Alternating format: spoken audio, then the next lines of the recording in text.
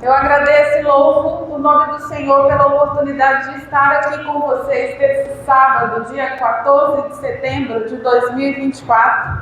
É o dia que Deus preparou para nós estarmos aqui em comunhão com os irmãos, para sermos abençoados pela palavra do Senhor. Amém? Amém. Eu vou contar, antes de entrarmos no assunto de hoje, eu vou contar para vocês uma experiência. Nós estivemos fazendo uma programação em uma igreja nossa, lá no estado de Goiás. E nós fomos convidados pelos irmãos em um sábado à tarde para colaborarmos com um grupo de crianças, adolescentes e jovens, que eles estavam iniciando um trabalho em cima de um monte. Irmãos, prestem atenção em nome de Jesus ao que eu vou dizer a vocês.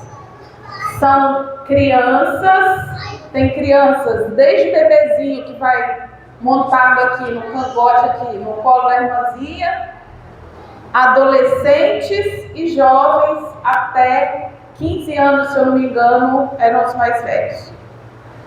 Nenhum deles é membro de nenhuma igreja, em torno, eu acho que de 15, né? Juntando todos, eu acho que dá um número de 15. Nenhum deles é membro de nenhuma igreja cristã. Nenhum deles é filho de nenhum cristão. Eles vão sozinhos, porque uma irmã que mora na rua deles convida, eles aceitam. O obreiro passa na casa deles, recolhendo eles, os pais deixam, nem sabem aonde eles estão, os pais. Os pais não conhecem a nossa igreja, não conhecem nossos irmãos, mas simplesmente permitam que eles vão, talvez para se livrar deles. E eles vão sozinhos, sem ser convidado nem obrigado pelos pais. Desde criancinha de colo, igual está ali no colo da Jenny, tem menininha de 10, 11 anos que vai com a irmãzinha montada aqui no braço e vai carregando. Eu quero dizer uma coisa para vocês, irmãos. Ao falar aquele grupo de crianças, adolescentes e jovens, o que mais me impressionou, o silêncio completo. Total silêncio, até do bebezinho do colo, prestando atenção no que a gente falava. Nenhum deles dava um pio, irmãos. Atentos. E não estavam ali obrigados. Eu tive a oportunidade de estar ensinando a eles durante 2 sábados. E cada sábado um traz mais um. Aí eles vão só crescendo. E continuam em silêncio, prestando atenção e ouvindo. Tem vídeo lá no canal da Mulher da Asis. Se alguém quiser conferir, meu esposo filmou e está lá no canal da Mulher Asis. Para vocês verem que eu não estou mentindo. Então assim, se eles que não conhecem nada da palavra, não têm pais para os educar no caminho do Senhor, são capazes, é porque nós também somos. Amém? Amém. O assunto que nós vamos conversar nesta manhã está subordinado ao tema Como Escapar do Juízo. E eu gostaria que aqueles que tivessem Bíblia, jovens, se eu citar algum texto, não coloca na tela, tá bom? Deixa quem tem a Bíblia ser abençoado pela leitura da palavra. E quem não tem, da próxima vez trará. Então, nós vamos começar lendo Daniel. Daniel capítulo 7, quem encontrar, por favor. Daniel capítulo 7, nós vamos ler o verso 9 e 10. Quem encontrar, colabore na leitura. Daniel 7, verso 9 e 10. Quem encontrar pode ler. Eu continuei olhando, até que foram postos uns tronos, e um ancião de dias se assentou. O seu vestido era branco como a neve, e o cabelo da sua cabeça como a limpa lã. O seu trono, chamas de fogo, e as rodas dele como a frente. Um rio de fogo mandavam e saía de diante dele. Milhares de milhares serviam, e milhões de milhões estavam diante dele. Assentou-se o juízo, e abriram-se os livros. Está aí um texto que comprova que assentou-se o juízo e abriram-se os livros. Vamos ler mais um texto que confirma isso. Nós vamos agora voltar ao livro de Salmos. No capítulo 9, eu vou ler o verso 7 e 8. Mas o Senhor permanece no seu trono eternamente, trono que erigiu para julgar. Ele mesmo julga o mundo com justiça, administra os povos com retidão. Agora eu vou ler um texto inspirado. Grande Conflito, capítulo, o grande juiz investigativo. Abra o seu ouvido, irmão, e preste atenção. Ao abrirem-se os livros de registro no juízo, é passada em revista perante Deus a vida de todos os que creram em Jesus, começando pelos que primeiro viveram na terra. Nosso advogado apresenta os casos de cada geração sucessiva, finalizando com os vivos. Todo nome é mencionado, cada caso minuciosamente investigado. Aceitam-se nomes e rejeitam-se nomes. Quando alguém tem pecados que permaneçam nos livros de registro, para os quais não houve arrependimento nem perdão, seu nome será omitido do livro da vida e o relato de suas boas ações apagado do livro memorial de Deus. Irmãos, nós temos no céu o livro da vida, mas nós também temos qual livro mais? Livro memorial. O que tem escrito lá? Boas ações. Só que o texto inspirado diz assim que se o teu nome, por acaso, quando passar em revista, ele não for encontrado diante de cada pecado, a palavra arrependimento, confissão, o que vai acontecer com as suas boas obras? Serão o quê? Apagadas. Serviram de quê? Serviram para nada. Deixa eu perguntar para você, irmãos. Deixa eu te fazer uma pergunta. O juízo que está acontecendo no céu, ele é procurando nos livros motivos para te salvar ou para te condenar? Salvar. É importante nós entendermos que condenados nós estamos desde o ventre da nossa mãe. Perdidos nós sempre o quê? Estivemos.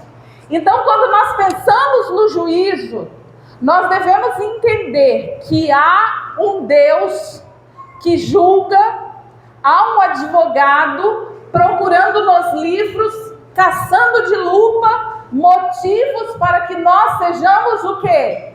Perdoados e salvos. O objetivo do juízo não é procurar pecado para condenar, porque isso você tem desde antes de nascer. O objetivo do juízo é procurar arrependimento, confissão e abandono para te salvar. Tendo isso em mente, eu quero fazer uma pergunta para os irmãos. Qual é o principal título que te vem à mente quando você pensa em Deus? Eu digo Deus para você. O que te vem à mente? Um atributo, um título. Fala para mim. Fé. Como? Fé. Fé. A irmã, eu falei Deus, ela pensou em fé. Fala, irmão. Amor. Mais o quê? Misericórdia. Salvação. Mais? Poder. Santidade. Justiça. Mas ninguém chegou aonde eu gostaria ainda. Misericórdia, tá tudo certo, mas ninguém chegou onde eu queria. Juiz, juízo, perdão. Vamos abrir a nossa Bíblia no livro de Gálatas. Gálatas, no capítulo 4, nós vamos ler o verso 6 e 7. Gálatas, capítulo 4, versos 6 e 7. Quem encontrar pode ler alto, forte, para que todos entendam. Porque sois filhos de Deus. Porque sois filhos. Deus enviou aos nossos corações o Espírito de seu Filho e clama, Abba, Pai. 6 e 7. Assim que já não és mais servo, mas filho, e se és filho, és também herdeiro de Deus por Cristo. Preste atenção, irmãos. Diante desse texto, o que nós devemos lembrar quando pensamos em Deus? Pai!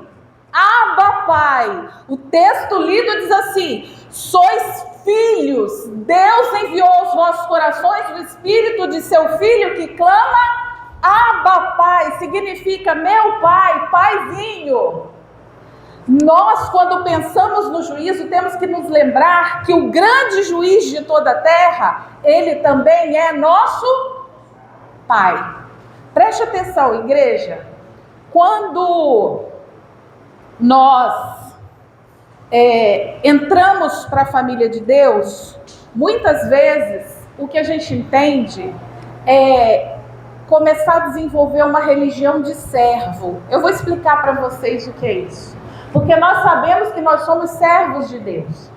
Só que Deus tem um plano. Ele quer elevar a nossa relação com Ele, não permanecer na relação de servo. Ele quer elevar a um outro nível, a um outro patamar. Ele quer desenvolver conosco uma relação de pai e filho. Só que a gente tem dificuldade de entender isso. E a gente quer permanecer na condição só de servos. Como que isso funciona? Quando esse bebezinho aqui nasceu, vocês acham que esse bebezinho aqui, ele tem consciência de amor pela Raquel? O que vocês acham?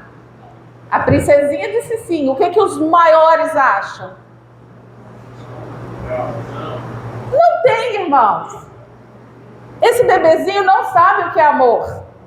Ele não sabe. Esse bebezinho vai ter que aprender. Ele sabe o que, o bebezinho? Que ele tem uma relação de troca com a Raquel. Ele recebe alimento, por isso quando chora que vê a mamãe, ele quer a mamãe, porque ele sabe que a mamãe protege, a mamãe dá aconchego, a mamãe alimenta, e ele começa uma relação de troca, mas não é uma relação de amor. Entender o que é amor, talvez nem essa maiorzinha ali ainda saiba o que é. Isso ela vai entender o que é amor muito mais lá na frente. Entende um relacionamento diferente.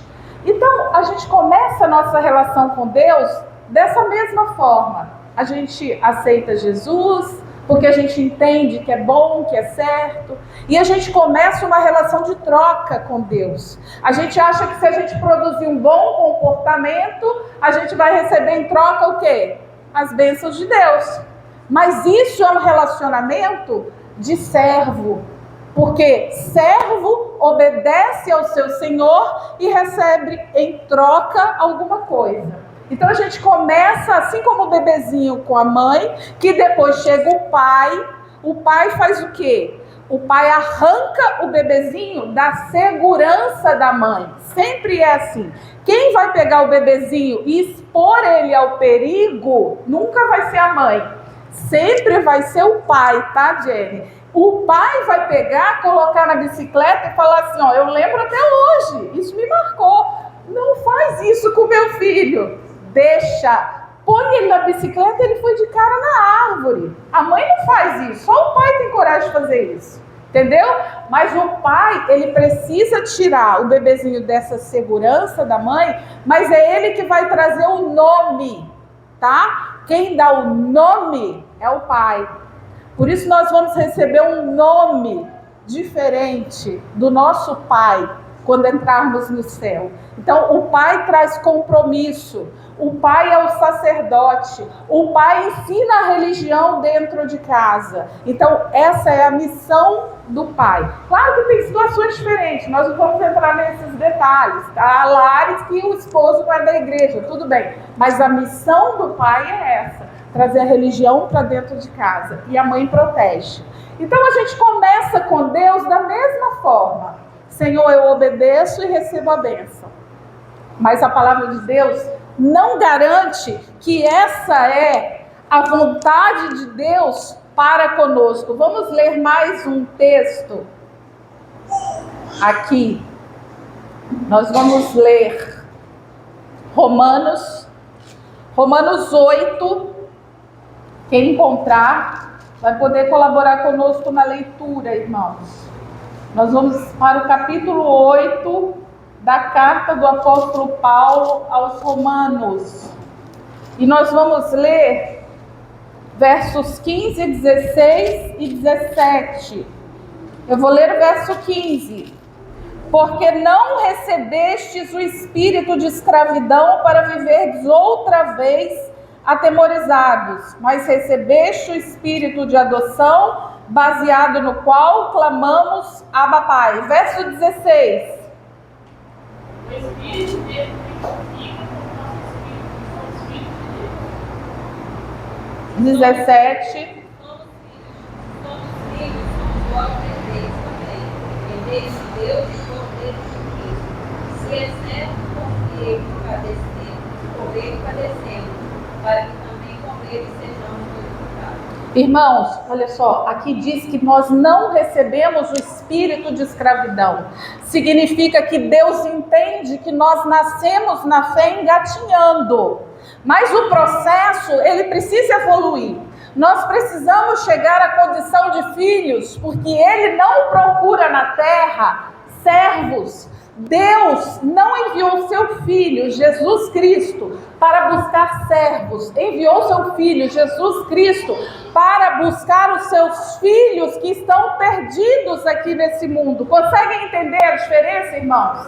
Deus quer resgatar os seus filhos e não levar para o céu servos. Qual a diferença?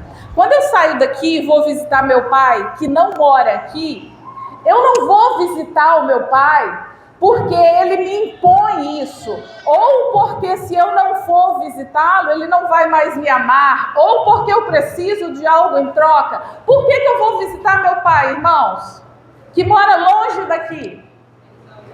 Porque eu sinto saudade, porque eu quero vê-lo, porque eu o amo, porque eu gosto da presença dele, eu quero estar junto dele. E isso é um relacionamento que Deus quer desenvolver conosco. Você não pode pensar em vir à igreja porque você precisa de algo, porque você precisa de uma bênção, porque você tem que ser um bom cristão. Você precisa pensar em orar porque você tem vontade de falar com Deus, porque você tem saudade de estar perto dele. Isso é um relacionamento de pai e filho, não é um relacionamento de servo. E o apóstolo Paulo diz que nós não recebemos o espírito de escravidão para temermos, mas nós recebemos o espírito de adoção, por isso nós chamamos o nosso Deus de Pai. Agora, você entendeu que o juiz que coordena o grande juízo que está acontecendo no céu é o seu pai? O seu advogado é o que seu? O que o seu advogado é? Seu irmão mais velho. A palavra de Deus diz que ele é nosso irmão. Então o juiz é o seu pai, o advogado é seu irmão. Isso é bom ou ruim? É bom ou ruim? Nessa igreja aqui, tem muita gente da mesma família, né? Eu nem sei se não é quase todo mundo aqui da mesma família, não sei. Mas tem muito irmão aqui. De vez em quando, entre os irmãos, deve dar também um arruaço de vez em quando. Porque eu com os meus irmãos, de vez em quando, a gente também fecha o tempo. É normal. Mas assim, ainda assim, eu tenho certeza do amor que a minha irmã tem por mim. Então, saber que o nosso advogado é o nosso irmão é muito bom. Só que tem um detalhe, irmãos. O nosso pai terrestre aqui, nosso pai aqui, às vezes a gente esconde algumas coisas dele. Verdade ou mentira? O meu pai não sabe tudo da minha vida.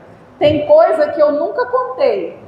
Porque eu sabia que ia tomar uma bronca. Eu sabia que iria entristecer o coração dele, iria magoar. Então a gente não conta tudo. Só que o pai que dirige o juízo, ele sabe tudo, irmãos. Não tem como esconder nada dele. Ele sabe até o que você não sabe a respeito de si mesmo. E aí ele fala para nós uma coisa. Eu vou ler aqui na carta aos Hebreus, vamos no livro aos Hebreus, lá no capítulo 12, Hebreus 12. Vamos ler uma coisa que está escrito aqui, muito importante. Hebreus 12, versos 6, 7 e 8. Diz assim, olha... Porque o Senhor corrige a quem ama e açoita todo filho a quem recebe. Deixa eu perguntar para vocês. Aqui disse o quê? Na nossa linguagem de hoje, popular? O pai faz o quê?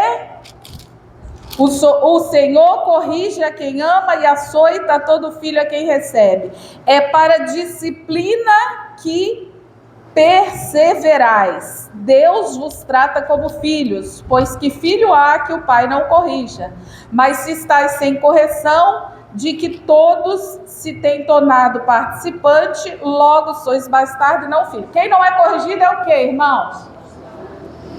Vocês são convidados a serem filhos ou bastardos.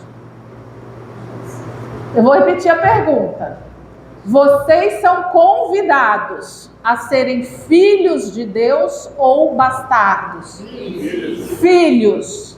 E o texto que nós lemos diz que aquele que não é corrigido pelo pai é o quê? Então vocês terão que ser assim como eu. Nós teremos que ser o quê? Corrigidos. Corrigidos. Apocalipse capítulo 3. Vamos lá no livro de Apocalipse, no capítulo 3. Apocalipse, capítulo 3.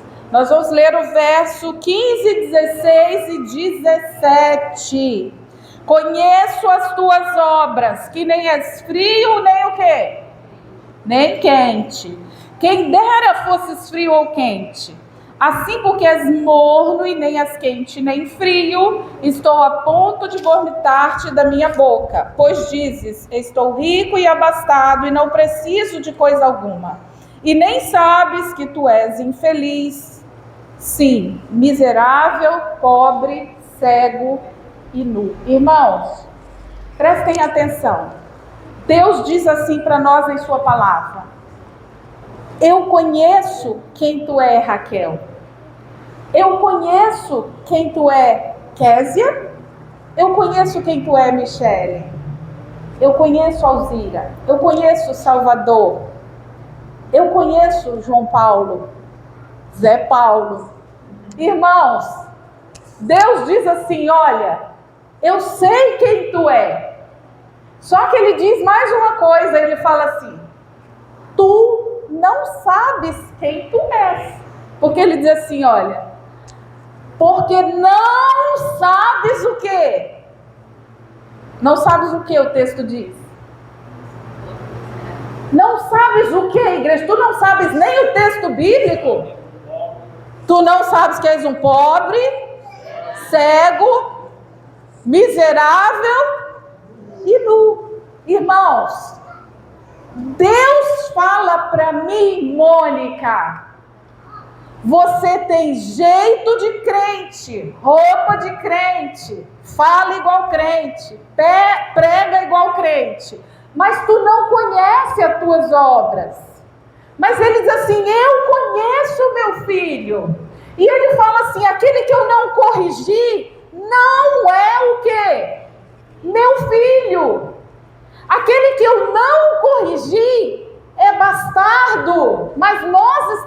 aqui porque nós queremos o quê? Ser filhos, irmãos. Preste atenção, igreja. Será que a única diferença dessa igreja aqui nesse bairro é que essa igreja ela abre no sábado para fazer escola sabatina e as outras abrem no domingo para fazer escola dominical? Não pode ser. Não é esse o plano de Deus. Que a nossa diferença, que nós sejamos reconhecidos apenas como um povo que vai para a igreja no sábado. É muito maior o que Deus quer. O Silu falou sobre o nome da senhora ali, perdão, eu esqueci. Ele falou, você conhece Roseli? Rosélia. Você conhece a Rosélia? Eu disse, não conheço. Rosélia, você mora aqui, nesse bairro, Planalto Serrano? No bairro vizinho? Mas a Rosélia não pode sair do bairro vizinho e vir aqui, porque aqui abre no sábado e as outras abrem no domingo. Ela precisa encontrar aqui, irmãos, o extraordinário de Deus. Sabe qual é o extraordinário de Deus, irmãos? Não é a gente vir à igreja no sábado. É a gente de verdade conseguir, quando alguém bater no teu rosto, jovem, tu conseguir virar o outro lado. Só o sobrenatural de Deus faz isso, irmãos. Quem aqui ousa, na própria carne, dizer assim, não, eu sou assim. Não, bateu do lado, a gente quer logo voar no pescoço. Então o extraordinário de Deus é te convidar para andar uma milha e você andar 2. Esse é o extraordinário de Deus. Sabe qual é o extraordinário de Deus, irmãos? Esse jovem aqui, como é o nome dele? João. É o João. Quantos anos você tem, João? 21. É o João com 21 anos. Conseguir ser um jovem que se preserva para casar virgem com uma moça que ele não abusa dela antes de casar. Isso é o extraordinário de Deus, irmãos. Enquanto a Késia passava a lição aqui hoje, eu estava sentada ali e às vezes eu viajava nela falando aqui. Quantos anos você tem? 16, irmãos, 16 anos. E eu às vezes fugia da lição, a minha mente voava, porque eu pensava assim, Senhor, a gente não sabe a responsabilidade que a gente tem com essa menina. Ela tem 16 anos, ela está aqui passando a lição, procurando fazer o melhor para aprender, para desenvolver, para se aprimorar aqui no meio do teu povo. E o teu povo não tem consciência da responsabilidade, porque coisas, 2, 3 coisas podem acontecer na vida da Késia, e é responsabilidade também nossa como igreja. 3 coisas, irmãos. Uma, ela ser uma grande serva do Senhor, um exemplo e uma influência maravilhosa para outras mulheres. Outra, ela pode se tornar uma hipócrita. O que é uma hipócrita? É uma pessoa que vem aqui, fala, mas lá no meio dos jovens, no meio do povão, tá rolando sexo, tá rolando uma bebida, às vezes de leve, tá rolando uma conversa meio nada a ver de crente. Isso é a hipocrisia. E uma terceira coisa pode acontecer. Ela virar as costas, abandonar a gente e falar assim, eu não quero ser hipócrita. Se eu tenho que ser hipócrita, eu prefiro viver minha vida lá fora. E eu digo isso com o meu coração partido, porque esta semana, que finda hoje, eu conversei com uma jovem que tem 22 anos. Ela saiu da igreja esse ano. E aí eu perguntei a ela, você acredita em Deus? Ela disse assim, acredito. Você acredita no juízo que está acontecendo? Acredito. E por que você então virou as costas para Deus justamente no momento do juízo, se você acredita que ele está acontecendo agora? E ela me disse assim, Mônica, porque eu acho que há muito crente hipócrita. Eu prefiro, vou trabalhar, tenho meus amigos do trabalho, convivo com eles, saio com eles, e místico do que muito cristão hipócrita. Irmãos, isso partiu meu coração de vontade de chorar.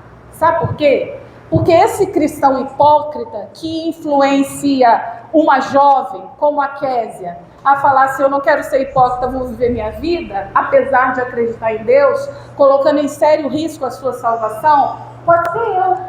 Pode ser eu.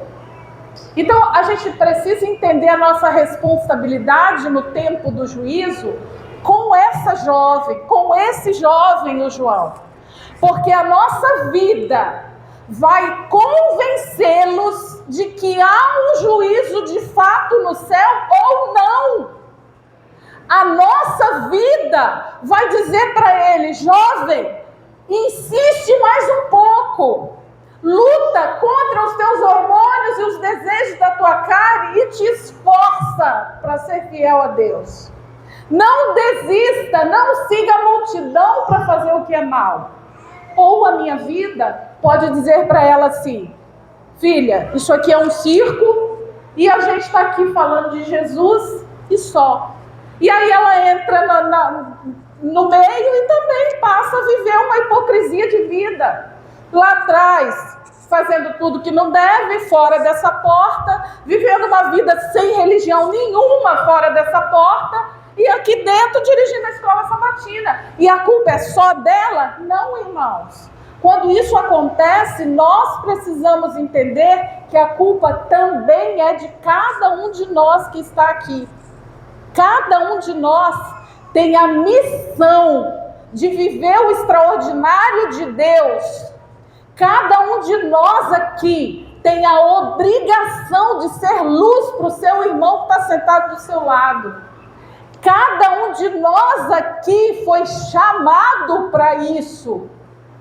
E cada vez que qualquer um desses jovens aqui desiste de viver o extraordinário de Deus, às vezes até estando dentro da igreja. Porque para desistir não precisa ir embora, ele pode desistir e continuar aqui. Mas vive como quem desistiu. A responsabilidade é de cada um de nós que perpetua um comportamento de quem não acredita de fato que tem um juízo no céu, irmãos. E eu digo isso com dor no meu coração, porque nós muitas vezes somos culpados por cada um dos jovens que desiste do extraordinário de Deus. O extraordinário de Deus é conseguir se manter puro diante de uma geração impura. Isso é o extraordinário de Deus. Isso é o que Deus quer de nós. Nós vamos ler mais um texto aqui.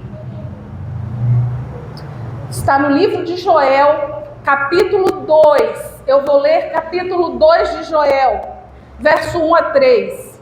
Tocai a trombeta em Sião e clamai em alta voz no meu santo monte. Aonde é o santo monte de Deus hoje, irmãos? Aqui, aonde a gente se reúne para estudar a sua palavra e adorar o seu nome. Tremam todos os moradores da terra, porque o dia do Senhor vem e já está perto. Dia de trevas e de escuridão, dia de nuvens e densas trevas, como a alva espalhada sobre os montes, povo grande e poderoso, qual nunca houve desde o tempo antigo, nem depois dele haverá pelos anos adiante, de geração em geração. Diante dele, preste atenção, diante dele um fogo consome, atrás dele uma chama abrasa.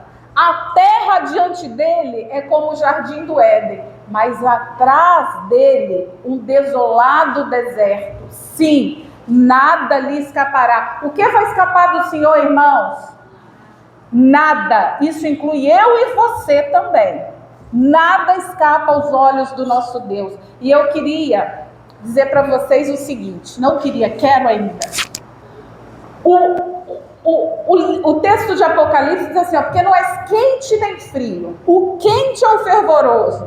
O frio é aquele que fala assim, eu não quero a religião por enquanto. Meu coração está endurecido, estou frio. Mas o morno, irmãos, o morno dá ânsia de vômito, sabe? O morno, bebe água morna para tu ver como é horrível. O morno embrulha o estômago. Porque o morno parece que é, mas não é, e tu não tem certeza. Sabe, quando as pessoas olham para você e pensam assim, tá indo para a igreja, eu vi aquele jovem entrar ali naquela igreja, mas eu vejo ele na rua fazendo outras coisas, então eu não sei, ele é ou não é? Então esse morno vai enjoando o estômago de Deus e ele fala assim, mas eu quero te salvar, morno. Eu não desisti de você. Eu não estou falando isso para o teu mal. Eu estou falando isso porque eu sou o teu pai. E pai corrige. Porque pai que não corrige, você não é filho, é bastardo. Então ele fala isso para o teu bem. Se tu é morno, eu posso te vomitar, mas não é o que eu quero. E eu tenho que ler esse texto aqui, agora em especial para mim e para minhas irmãs. Em especial para mim e para as minhas irmãs. Livro de Isaías no capítulo 3. Isaías capítulo 3, verso 16 em diante. Abre o seu ouvido para você acompanhar pelo menos a leitura. O Senhor Deus disse: vejam como as mulheres de Jerusalém são vaidosas. Andam com o nariz para cima. Dão olhares atrevidos. Para quem esses olhares atrevidos? Para quem? Não é para o marido. Não é para o marido. E caminham com passos curtos. O que significa caminhar com passos curtos, irmãos? Já viram mulher quando caminha com passos curtos? O que acontece? Elas rebolam. Isso o texto está dizendo. Caminham com passos curtos. Fazendo barulho com os enfeites dos tornozelos. Por isso eu, Senhor, vou castigá-las. Raparei a sua cabeça e as deixarei carecas. Naquele dia, o Senhor tirará das mulheres de Jerusalém todos os seus enfeites. Os que elas usam nos tornozelos, na cabeça, colares, brincos, pulseiras. Tirará véus, chapéus, enfeites de braços, cintos e faixas. Tirará os frascos de perfumes, os talismãs, os anéis, argolas, vestidos luxuosos, chales, bolsas, saias transparentes, os lenços de linho, os turbantes e as mantilhas. Em vez de andarem perfumadas, elas vão cheirar mal. Em vez de cintos finos, usarão cordas grosseiras. Não farão penteados bonitos, porque elas ficarão carecas. Não usarão roupas finas, mas roupas feitas de pano grosseiro. A beleza delas vai virar uma feiura de dar vergonha. Irmãos, Deus quando diz isso, é para o nosso mal ou para o nosso bem? O que vocês acham? Preste atenção, agora as minhas irmãs especificamente. Na nova tradução na linguagem de hoje, fala saias transparentes. É a nova tradução na linguagem de hoje. Deus chama a nossa atenção para o nosso pudor, para a nossa moral, para no momento em que o mundo só vive o imoral, nós vivemos o extraordinário de Deus, que é de fato sermos transparentes, sermos de fato diferentes e não usando o transparente. Minhas irmãs, hoje nós vivemos uma crise de identidade. Nós, enquanto mulheres cristãs que buscamos servir a Deus, precisamos entender que vivemos uma crise de identidade. Porque hoje nós somos influenciadas por muitas coisas. E aí a gente também quer colocar a nossa boca vermelha. A gente também quer colocar os nossos olhos coloridos. A gente também quer colocar umas mechas amarelas. A gente também quer andar em passos curtos rebolando. A gente também quer usar as transparências. Só que Deus diz assim: você é filha. Você é minha filha. Eu quero colocar o meu selo, Késia, na tua testa. Eu quero que você entenda que você é minha filha. Você não é bastarda. Você tem um pai, e um pai que te ama, e um pai que cuida. Por isso ele deixou na sua palavra a sua advertência para nós.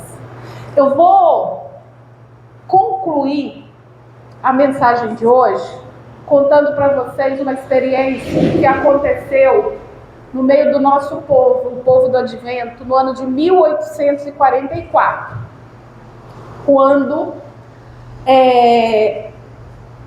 ainda havia um grande movimento de pessoas que acreditavam que Jesus entrar no santuário significava ele voltar à terra. E nesse movimento, nesse grande movimento, tinha um pastor da nossa fé que muitas pessoas queriam ser batizadas, porque criam que Jesus ia voltar em 1844, em outubro de 1844, ia voltar à terra. Então um pastor entrou numa água muito gelada para batizar uma multidão de gente que queria estar batizada esperando Jesus voltar. Só que esse pastor, porque a água estava muito congelada, ele contraiu pneumonia. Uma semana antes da data de 22 de outubro de 1844, ele morreu. E no enterro dele, o mais interessante é que as pessoas não choravam. Os nossos irmãos, as pessoas que estavam ali reunidas, não choravam. Elas cantavam e glorificavam a Deus. Sabe por quê? Porque elas diziam assim, daqui a uma semana ele vai o quê? Ressuscitar, porque Jesus vai voltar daqui a uma semana. Era a fé que eles criam e por isso essa multidão quis ser batizada. Só que chegou o 22 de outubro e Jesus não voltou à terra, porque aí nós sabemos que foi entendido que interpretaram errado a profecia. Não era Jesus voltar à terra, era Jesus entrar no santuário, no Santíssimo Santuário. Aí, vamos lá. Essa multidão que foi batizada, que acabou ocasionando a morte desse pastor irmão nosso, eles permaneceram ou saíram da fé? Porque o que está escrito é que ficou, depois do desapontamento, o quê? Menos de uma dúzia.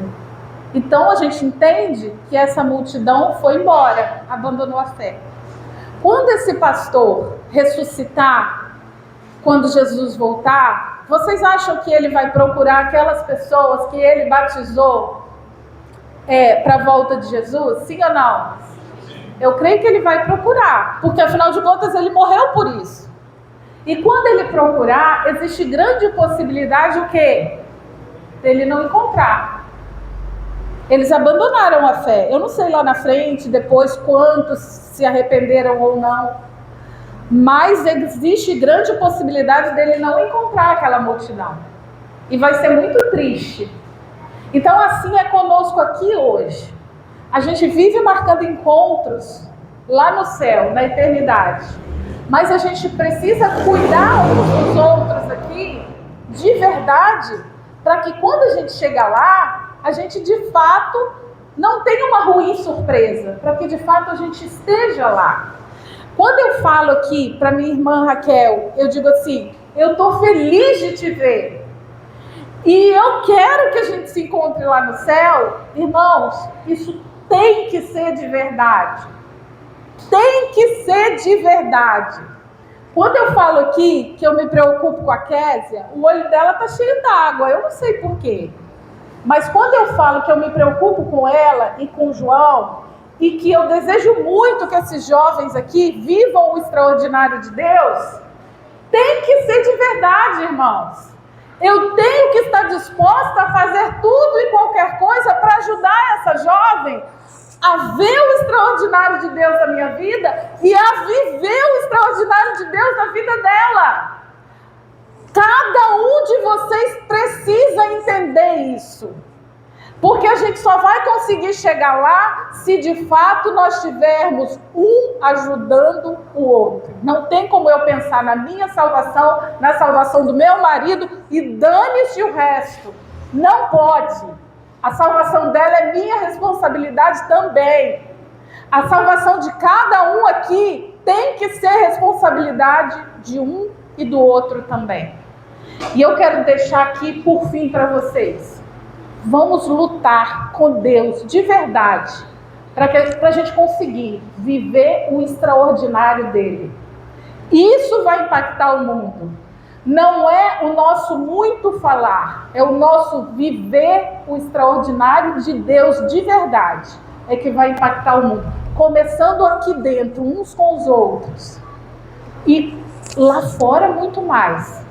É o que eu desejo do fundo do meu coração. Para todos os meus irmãos aqui, para a Roseli que veio nos visitar, eu desejo para ela muito, muito, muito que ela também experimente o extraordinário de Deus, que ela esteja preparada para a volta de Jesus. Roseli, eu insisto em falar o nome dos outros errados, não me perdoe, é um problema meu de guardar nome, mas ela sabe que é com ela que eu estou falando, e eu desejo do fundo do meu coração que você viva o extraordinário de Deus na sua vida e que você esteja preparada para a volta de Jesus. Amém, irmãos? Amém. Antes de cantarmos e orarmos, eu só vou deixar aqui o convite que faltou na hora dos anúncios. Dia 5 de outubro, eu espero a igreja de Planalto toda, lá em Vitória, no nosso segundo encontro de mulheres, mas que não será só para mulheres. Chama Encontro de Mulheres para engabelar as mulheres, mas é um encontro de todos nós. Todos são convidados para estarmos lá no dia 5 de outubro, na Igreja Central de Vitória, com a nossa irmã Zineide, que vem nos abençoar com uma palavra, e a Adriana Cardoso, que vem também para colaborar com o louvor. Amém, igreja? Amém.